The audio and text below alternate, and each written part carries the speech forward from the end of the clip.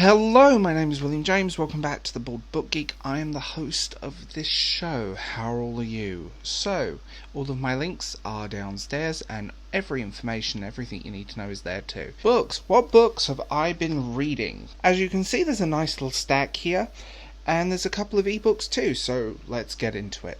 The first book I read is called A New Sky. There is the book. You can see it on screen. I found this guy via TikTok. He's funny, he's insightful, and I read the book. It's a really good short science fiction. I'm not going to say too much about the story. All I'll say is that I really enjoyed it, and it's definitely worth picking up if you want a good, short, sharp science fiction novel. Great writing, great world building, great characters, good paced story. What more can you ask for? Can someone tell me that? I finally sat down and read this bad boy. Nothing beats some Tolkien, right? So this is kind of unusual because you can actually read the story in other forms, in other things. This is a fleshed out version. Great fantasy writing, great world building. It's Tolkien at the end of the day, and this takes place in the first age of the world, where Lord of the Rings takes place. The first age in an area that's now underwater after a great cataclysm that ended the first age.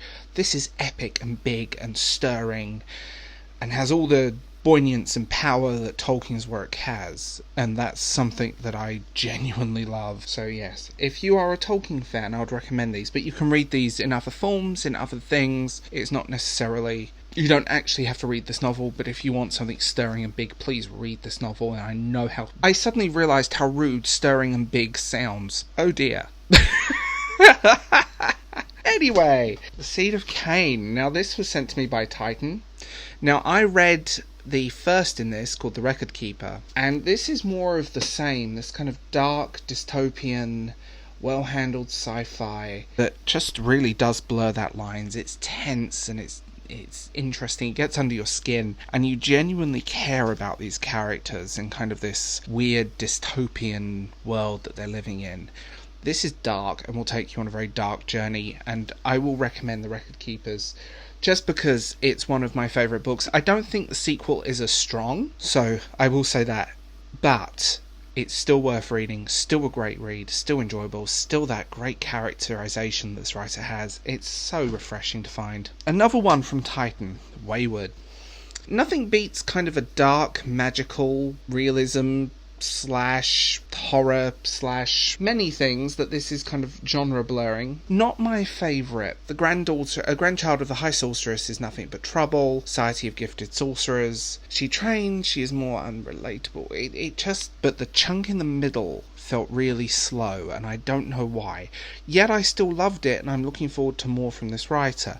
I feel like the slowness in the middle is forgivable for the sheer quality of the characters and the plot and everything that's happening around them. It does slow down. It is my weaker link. I would still rate it highly. It's definitely a read once book. I enjoyed it. So there we go. Another one from Titan. Hooked. This is again my weaker link. There's a lot of horror retakes on Peter Pan. It's just the thing. It is just the nature of Peter Pan. There tends to be a lot of horror-ish, darker takes on the source material. I do prefer the more joyful Hook, Peter Pan style stuff. Don't get me wrong, this was a great book. In terms of just my preference for Peter Pan stories, I would definitely put it on the lower tier. Bad by any means, and it depends what you're looking for. I do love the world building, I do love the characters in this, and I do love the take on Hook. I just maybe wasn't in the mood for such a dark tone. Okay, we're now in the Tolkien realm again. The Unfinished Tales. This I found in a charity shop. I've read this a very long time ago, and it's a selection of his works ranging from the time of the Summerlin all the way through to Lord of the Rings. A lot of unfinished tales, basically, lots of little short stories, unfinished stuff. It's really interesting little read, and it really does give you an insight into what Tolkien could create. And these come from like notebooks, what can I say? And we're still in the Tolkien fair. I promise you this is the last Tolkien book, the Silmarillion. This is my very old beat-up copy that belonged to my late grandmother. This is a first edition, but I keep it because it is so personal. I remember her reading to me this as a child. I mean, I remember that so well. I remember her reading this to me. maps, obviously. Just, you know, like I said, you can read a lot of Tolkien. The Silmarillion's a great history book, and it covers from the First Age, and even covers up to the end of the Third Age, so it gets quite interesting, and there's a lot in here. People say it's very dry. I see a lot of people saying, I've tried to read it, I've never sat down and read it. I will recommend trying. The audiobook is stunning, by the way. I will put that one out there. And finally, 2 books by the same writer. I promise they're not Tolkien. They're not Tolkien, I promise. There's no Tolkien being talked about now. A.G. McDonald. If you don't know who A.G. McDonald is, he was a booktuber. An Aussie guy who used a cartoon. You can see his little avatar on the spines of these books. A.G., I've talked about his work on my channel before.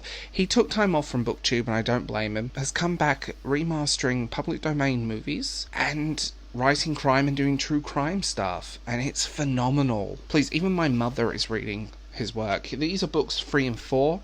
They're crime novels inspired by fairy tales, and oh god, they're good. If you like James Ellroy and that dark, gritty, intense writing that James Ellroy is really known for, you will love these. You know, hard-nosed detectives, beautiful women in red dresses, the streets of LA. He's just good. Like, AG has such a voice. I genuinely hope he's getting success out of these, because it's genuinely deserved. Because he's genuinely a really nice guy as well. A talented writer, and a really nice guy who I have a little bit of envy that he's had the guts to do this. Tell me what you think in the comments below, and as always, I will talk to you guys later. Bye.